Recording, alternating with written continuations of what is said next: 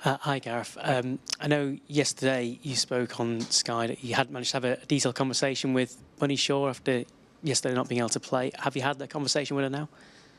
Yeah, I mean, look, I think we covered it last night on the briefing before the game, and obviously afterwards as well. I took questions on it. I think the situation is the situation. The decision was the decision. But Bunny's back with us today. She's okay, and trained with the team, which is good. So yeah, that's it. I don't think we want to give any more kind of airtime to this really bad issue that she's had to suffer with. So yeah, I kind of made my feelings known last night. I appreciate you don't want to give any more airtime to it, but just as a general point of view, therefore, this, I'll put something similar to Pep Guardiola as well. You know, for players to have to deal with this isn't right, is it? It shouldn't be part of a player's job description. Of course not. Of course not. What do you think my answer is going to be? I think it's, you know, there's no place for it at all in, I was going to say in the game, but in any walk of life, it is really not. And you know, I think anyone saying the opposite of that, there's just no place for it at all in anything that we do. Focusing on the pitch, you went long a couple of weeks ago against Manchester United, and that went really well. And you've also talked about how when you played shorter, that's what you've asked the players to do, and sometimes it's worked and sometimes it hasn't. Do you want to see your players take a little bit more? Sorry, I haven't never asked them to play short on a particular time. We always play whatever the opposition the way you want to play. Against Arsenal, it didn't quite start very well. Sometimes are you wanting your players? Night. Sorry. Last night. Sorry, it's the WSL on Sunday. Sorry. Okay. Do you want to see your players take a bit more responsibility themselves on when to go long, for example, or when to keep playing at the back? No, look, I mean, if you look on last night, everything about the performance was top in the endeavour and the commitment from the team, which we expect from every game. And I think the girls have set a high standard in that. I think what we have seen with this team is powers of recovery over a short period of time. And every day is a learning day, for sure. I think we always play to the conditions that the opposition put us under, whether they defend deep or press high. And accountability with the players is really high, and the game will always be about decision making. I think as individuals that are obviously going to be able to help the team when we make good decisions, and obviously we'll suffer at times when we make poorer decisions. So yeah, I think last night was really, really good performance. Probably didn't expect the performance to be as good. Thought we were really dominant. Thought the feeling from myself was that we were the better team in a sense of we controlled large parts of the play. I think we had 19 attempts to their 6, which you always know that the scorelines in those games are going to be kind of fairly tight. There was on Sunday, and it was obviously in last night, and the margins were going to be really, really tight. I felt it was really deserved. It's a tough moment for Arsenal to concede that late, but I think it was fully deserved from ourselves. I thought we really stepped up a level when they equalised. Missing the penalty didn't affect us at all. The mentality was really strong. And finally, Leicester have struggled in the WSL this season. The games are coming thick and fast. Even I'm getting my fixtures muddled up. How are the squad coping at the moment with the amount of games they're facing, and what are you expecting on Sunday? Well, we're coping, of course. You know, it's been a feature all season for us, of course, qualifying for the Champions League and running quite a low squad, carrying some significant injuries as well. I think it's been all hands to the pump a little bit, and having to really call upon young players who probably could do with a little bit longer with the team before they're thrust into the limelight. And we've not had that luxury, but they've done well. I think, you know, they've really stood up to the difficulties that we faced well. And to be in a cup final for us is amazing. We obviously now have an opportunity at the weekend to progress to a quarter-final. We know that's going to be tough because Leicester are a decent proposition, the only team this season to take points off of Chelsea. So I think that's testament to them in terms of what they're doing. But of course, being back here at the Joy Stadium is great for us under our fans, and obviously we really appreciate the fan support we had there last night on a cold Thursday evening, in London. Thank you. Gareth, just on Bunny, do you have to speak to her? Do you have to make sure she's in the right frame of mind to play?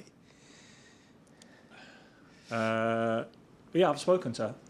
I think, I respectfully not want to share that. I think it's a care inside, obviously, with the club and all of the support we want to give her. But we support Bunny in the right way. Whatever that level of support looks like, of course, it will look different for each person in terms of each player and in terms of what they need. But yeah, that's it for us. I appreciate what you said at the start about not giving airtime to the perpetrators of this kind of thing, but also it's important not for people not to bury their heads in the sand about it either. And I realise it's a societal thing, and she is an important member of your squad. But publicly, like how do you deal with things like this? We've seen the infiltration of racism and the reaction of racism to male players quite a lot, and it doesn't go away. But I think all you can do is kind of shine a light on it, really. I think everything you guys are saying, you're answering almost your own questions. We really don't see any place for this to be in any walk of life. Like I said, not just the game of football. It's not acceptable and never will be and never should be. Our club statement that we released is one that we always refer to, which has basically said that. So I think, excuse me. I think our club statement has really reinforced that we don't stand for it at all. We never will do. And yeah, what more you need me to say on that, I'm not too sure. It's not a question of needing you to say something, but you're the manager of the football club, and it's more human for you to talk about it than just the club issuing a statement. Yeah, but I'm not the one who's in that situation. I can certainly try and put myself in that situation of being racially abused. That's a horrendous situation for any person to have to put up with, and we don't stand for it at all. I don't see any place where that is acceptable in any walk of life.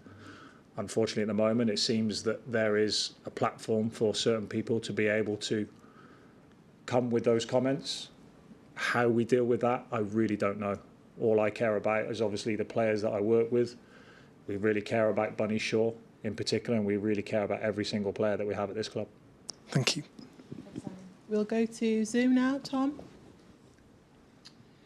Hi, Gareth. Please can I just get your reaction to the draw of the Champions League, and specifically the fact you're now going to have at least 4 games in a row against Chelsea, and what do you make of that prospect? Yeah, I think we obviously knew what the outcome was going to be, one of 3 teams. And 2 of them obviously were going to be English teams or the team in France, in Lyon. So yeah, it's a strange kind of it would be strange to play them 4 times in a row, but I think it's an exciting challenge. They're obviously unbeaten this season and made a really strong start. Some of their games have been quite tight, but they've come out on the right side of it with their results. So it'll be a tough challenge for us for sure.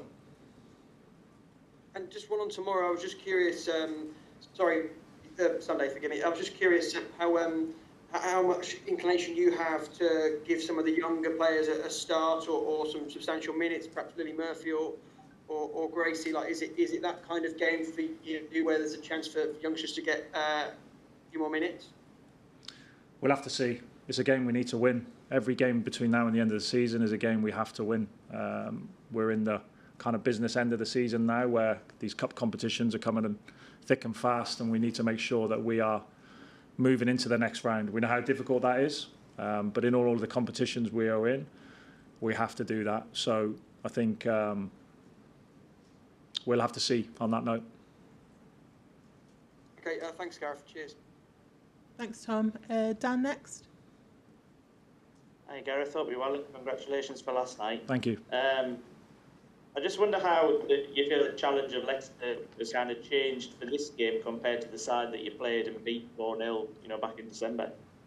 How they've changed? Well, I think obviously when you spend more time as a team, new coach obviously in Amandine who came in the summer, I think you get more time to kind of put your stamp on the team.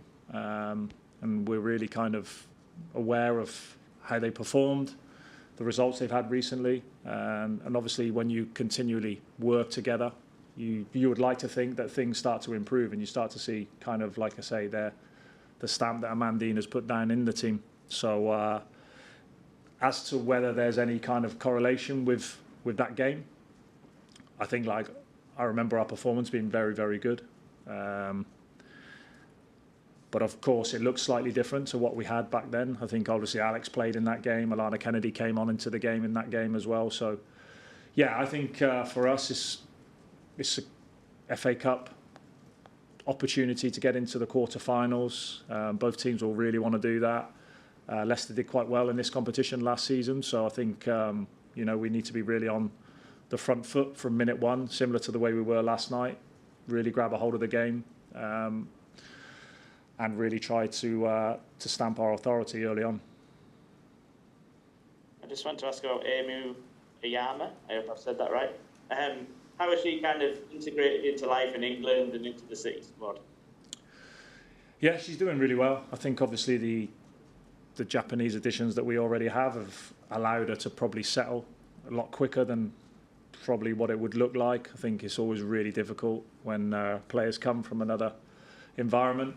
Certainly, but I think she's done really well. She's training more and more. Of course, we need to probably get her fitness levels up a little bit higher, and I think she'll do that by training more and more. So, I think it gives us another alternative for when we feel we might need it. But I think the adaptation period that she's had has been really helpful for her. Thanks, Gareth. Best of luck. Thank you. Thanks, Dan. Any more questions from Zoom? Oh, Ellie? Just one quick one from me, if that's okay. Yeah. Just on Fowler, if that's okay. Obviously, she's stepped up massively this season. She's already beaten the goal tally from last season in the league. I just wondered how pleased you are for her. On who? Sorry, I didn't hear. Mary Fowler. Sorry. Okay, Mary. I think in really hot form. Is such a talented player. Is one that kind of needs rhythm and confidence, and I think we're really seeing high levels from her now in any of the positions that she plays in. And I think last night was a really good game for her because everything that we did well with and without the ball really involved her. So we're really pleased with her, and the contributions that she's having to the team at the moment. That's great. Thank you. Thanks, Ellie. Thank you. Thanks, everyone. Cheers, guys. Thank you.